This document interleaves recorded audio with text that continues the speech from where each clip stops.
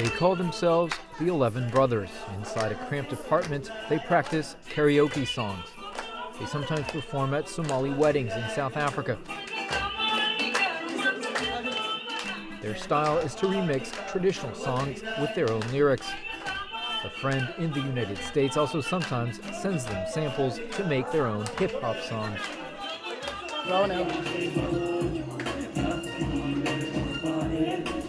This song, called The Motherland, became popular in their home country.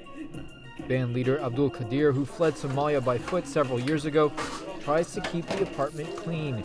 He explains the group's motivation.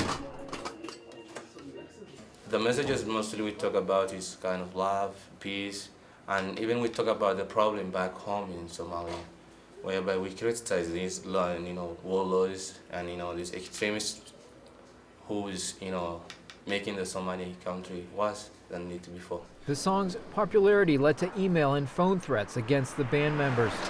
But the 11 Brothers say even though they fled Somalia, they still feel unsafe.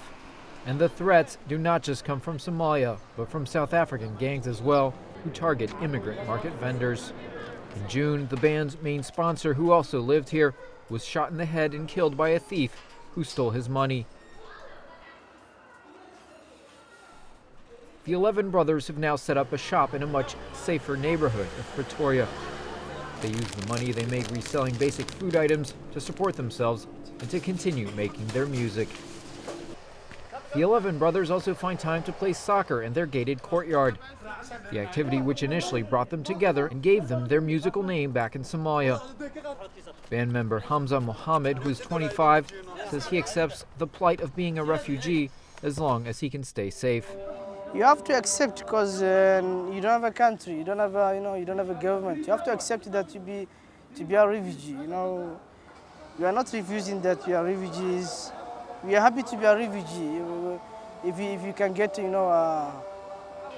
can get a safe, you can get a better life, Soccer has become their secondary activity now.